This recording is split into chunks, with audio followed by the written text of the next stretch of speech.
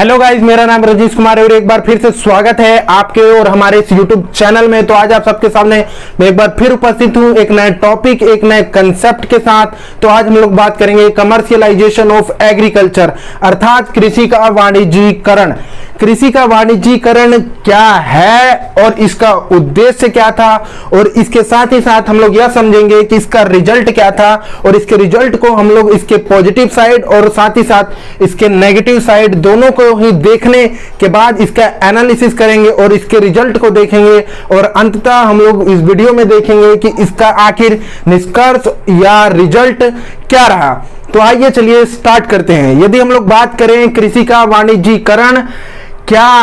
है, तो कृषि के वाणिज्यीकरण कमर्शियलाइजेशन ऑफ एग्रीकल्चर का मतलब होता है कि जब भी हम कृषि का उपयोग अपने बिजनेस के लिए, उसके व्यवसाय के रूप में हमारे द्वारा किया जाता है, तो उसे हम लोग कृषि का वाणिज्यीकरण कहा जाता है। ये तो बात हुई नॉर्मली। और यदि हम लोग बात करें ब्रिटिश काल में कृषि का वाणिज्यीकरण क्या रहा, तो हम लोग देखते हैं कि किस प्रकार से जो भारतीय कृषि रही वो परंपरागत रूप से चली आ रही थी। उसमें विभिन्न प्रकार की फसलें उगाई जाती थी, इसके साथ ही साथ नगदी फसलों को भी उगाया जाता था, जिसमें कि रेशम, कपास, जूट, अफीम और चाय जैसी फसलें होती थी। लेकिन ये जो नगदी फसलें हुआ करती थी, उनका जो उपयोग है, उनका जो उत्पादन है, वो भारतीय अपने क्षेत्र पर, अपने स्थान पर अपनी आवश्यकता अनुसार किया करते थे। लेकिन जब ब्रिटिशर्स का जिस प्रकार से भारत में आगमन हुआ, तो उनके द्वारा बड़े पैमाने पर अब जो है वह वाणिज्यिक फसलें अर्थात नगदी फसलें, जिनसे कि बड़े पैमाने पर भू राजस्व की वसूली और इसके साथ ही साथ अत्यधिक लाभ कमाया जाता था, अब उन पर अत्यधिक ब्रिटिशर्स द्वारा, अंग्रेजों द्वारा बल दिया गया। और इसका परिणाम यह हुआ कि जहां एक तरफ जो भारतीय कृषक थे वह पहले बहुत सारी फसलें जो उगाया करते थे, वो अपने खाद्यान्न फसलें उगाया करते थे, और अंततः हम लोग देखते हैं कि किस प्रकार से ब्रिटिश द्वारा जो हस्तक्षेप किया गया, उसके परिणाम स्वरूप खाद्यान्न फसलों को हतोत्साहित किया गया, अर्थात खाने की जो फसलें हुआ करती थी, जिसके माध्यम से कृषि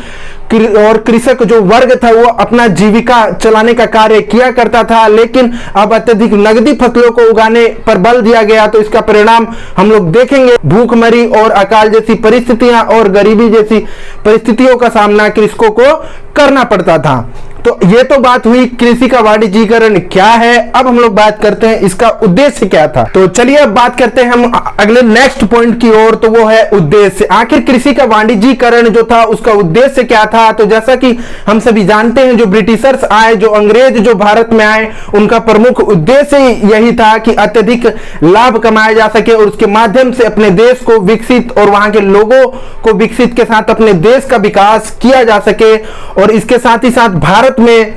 अपने शासन प्रशासन को मजबूती प्रदान किया जा सके। तो हम लोग अगर इसके उद्देश्य की बात करें, तो हम लोग जानते हैं कि ब्रिटेन में अर्थात इंग्लैंड में सर्वप्रथम औद्योगिक क्रांति आई, और औद्योगिक क्रांति का जो मतलब होता है वह यह होता है कि बड़े पैमाने पर छोटे बड़े जो भी उद्योग हैं उनको लगाया जाना। और इसी के अंतर्गत हम लोग देखते हैं कि जब औद्योगिक क्रांति, जब इंडस्ट्रियलाइजेशन इंग्लैंड में सर्वप्रथम आया, तो उसके लिए बड़े पैमाने पर कच्चे माल की आवश्यकता पड़ी, और इस मामले में भारत जो था वो प्राकृतिक रूप से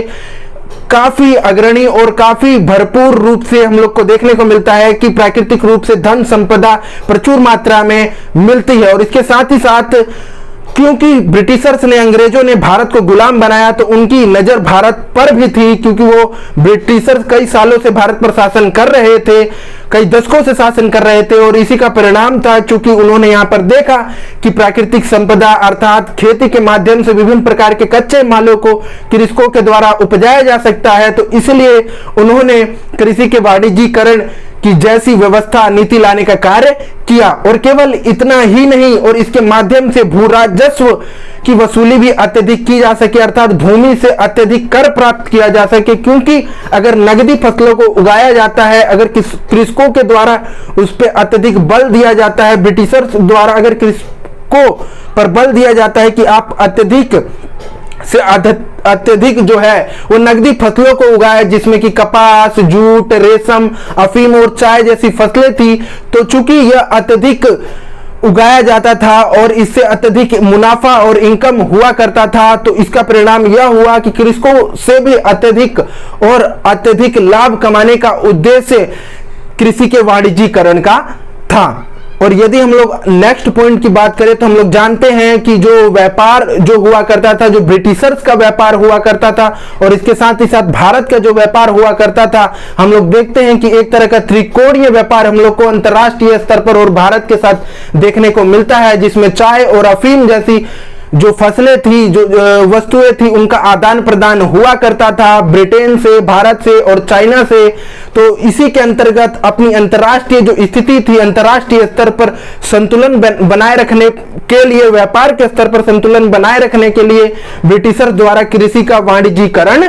किया गया। चलिए अब हम लोग बढ़ते हैं इसके नेक्स्ट पॉइंट की ओर, वो है हमारा रिजल्ट। और इसके रिजल्ट को हम लोग दोनों ही पॉइंट्स के माध्यम से समझने का प्रयत्न करेंगे, अर्थात इसके पॉजिटिव साइड और इसके नेगेटिव साइड्स के माध्यम से समझने का प्रयत्न करेंगे कि इसका रिजल्ट किस प्रकार का रहा। और यदि हम लोग रिजल्ट की बात करें, परिणाम की बात करें, तो हम सभी जानते हैं कि किस प्रकार से जब भी कोई नई व्यवस्था या नई नीति आती है तो उसके अंतर्गत कहीं ना कहीं वह जो क्षेत्र होता है, जैसा कि हम लोग जानते हैं जो कृषक जो थे वो अभी तक केवल गांव तक ही सीमित थे, और हम सभी जानते हैं कि किस प्रकार से जो भारत है वह अत्यधिक जो बसता था वो गांव में ही बसता था, और उसमें प्रमुखतः कृषक जो है उनके द्वारा कृषि की जाती थी और वो केवल अपने गांव तक, अपने क्षेत्र तक ही सीमित थे। लेकिन इसके अंतर्गत हम लोग देखने को मिलता है अब जो कृषि का वाणिज्यीकरण अपनाया गया, उसके माध्यम से जो कृषक हैं और इसके साथ ही साथ जो क्षेत्र है, चाहे वो गांव हो चाहे शहर हो, उनके मध्य जो दूरी थी वह अब कम हो गई थी। और इसके साथ ही साथ जो भारत की अर्थव्यवस्था रही वो विश्व स्तर की अर्थव्यवस्था से जुड़ी। और जैसा कि हम लोगों ने देखा था कि किस प्रकार से औद्योगिक क्रांति के माध्यम से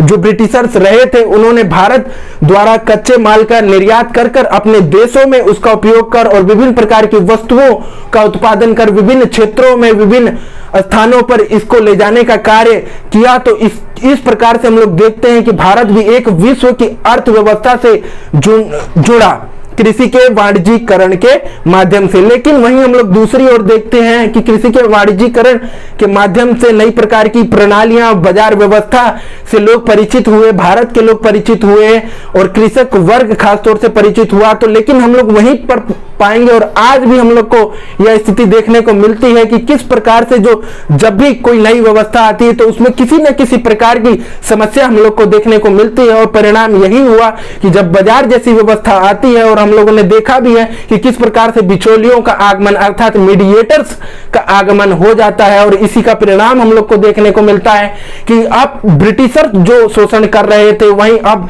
एक और शोषणकर्ता की वृद्धि हो जाती है, अर्थात बिचौलियों का भी एक इंटरफेरेंस हो जाता है और कृषकों का इनके द्वारा शोषण किया जाता है। तो ये तो बात हुई रिजल्ट की। और रिजल्ट में एक और जो प्रमुख जो बिंदु है दक्कन के दंगे। आखिर दक्कन के दंगे जो थे उनके पीछे भी कृषि का जो वाणिज्यीकरण रहा उसके पीछे भी प्रमुख कारण था, क्योंकि दक्कन के दंगे में हम लोग जानते हैं कि किस प्रकार से जो अमेरिका में सिविल वॉर आया, अर्थात हम लोग जानते हैं गृह युद्ध। गृह युद्ध का मतलब जो होता है वह किसी भी देश में आंतरिक रूप से विद्रोह होना ही वह गृह युद्ध कहलाता है। इसके अंतर्गत हम लोग देखते हैं क्योंकि इंग्लैंड द्वारा जो अमेरिका से विभिन्न प्रकार की वस्तुएं तो मंगाई ही जा रही थी, उसमें से प्रमुखतः कपास मंगाया जा रहा था। लेकिन जिस प्रकार से अमेरिका में सिविल वॉर हुआ, गृह युद्ध हुआ, उसके परिणाम स्वरूप हम लोग देखते हैं कि अब कपास से जो आ रहा था, जो अमेरिका से निर्यात किया जा रहा था, जो इंग्लैंड द्वारा मंगाया जा रहा था, उसमें एक तरह का हम लोग को विरोध उसमें अब आना बंद हो गया, क्योंकि गृह युद्ध अमेरिका में घटित हो रहा था